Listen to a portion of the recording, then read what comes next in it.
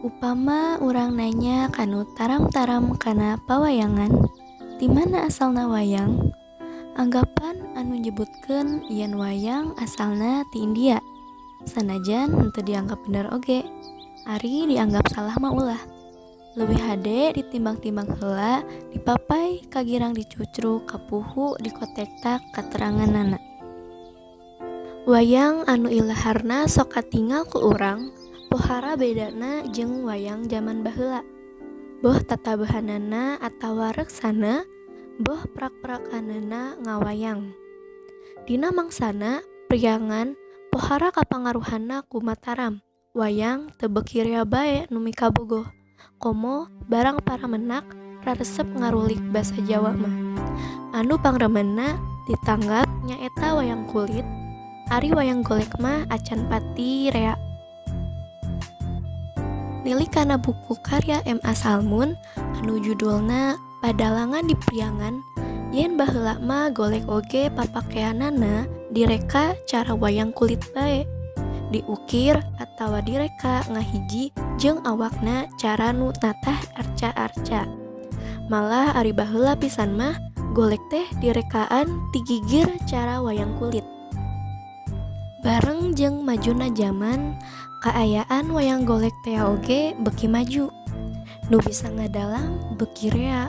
Tur kabeh diekeun nama ngadalang teh henteu dimistikeun kudu basa Jawa bae.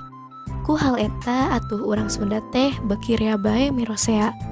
Nepi ka ceuk sawarehna mah magar geus aya di dituna yen pikeun urang Jawa di bahanan wayang kulit, ari pikeun orang Sunda mah wayang golek. Sapertos wayang anu tos digelarkeun di kampung adat Cirende. Kakang Panji Nurada ras adik aya geuningan ditunjuk ti salira maha we uningna kumaha eta lebetna mangga ajeng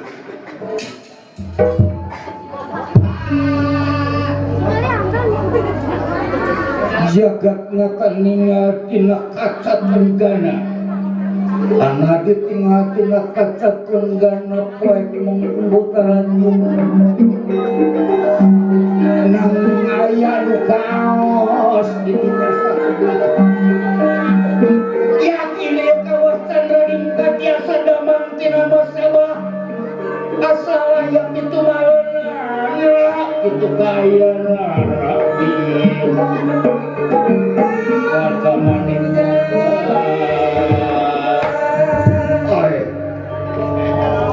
Kakang Panji Narada Kang adik kumaha geuningan jauh ina dugaan anggan tina sangkaan tenyana kumaha sugan teh moal aya piubareunana kan ari kitu geuning aya piubareunana ngan ieu teh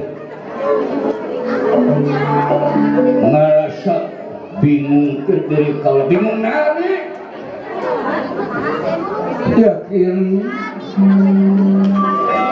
ieu bisa cagerna kawah candra di muka piubareunana teh lintang kutunga daun pintu baheula ieu mangupikeun sato Salajengna wawancara sareng Ki Dalang Opik Sunandar Sunaria. Wayang tos damelan ayeuna lah.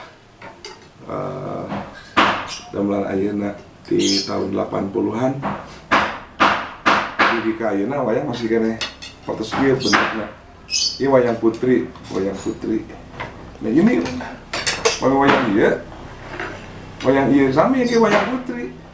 Ya oke. Nanging ieu wayang tos langkung di 200 tahun.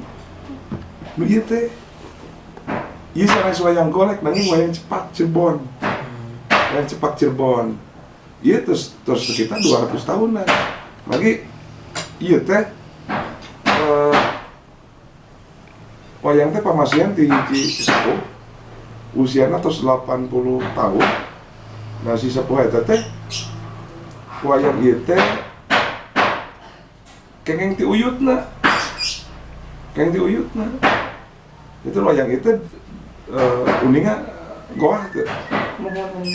Nah, wayang itu disimpan di goah, ya tradisi orang Sunda. Dan wayang itu adalah Dewi Sri. Yang Dewi Sri. Nah, ieu pandanganna tos sanes. Kita sirah sareng awak nama masih candakna, acungna tos sanes. Ieu ge terus kieu. Terus kieu. Ieu na terus kieu. Iya mas sanes lah. Nah, itu kan wayang putri. Upami ngabanding-banding kalian kan tebih gitu, tebih pisan. Ukuran kemungkinan ukuran mah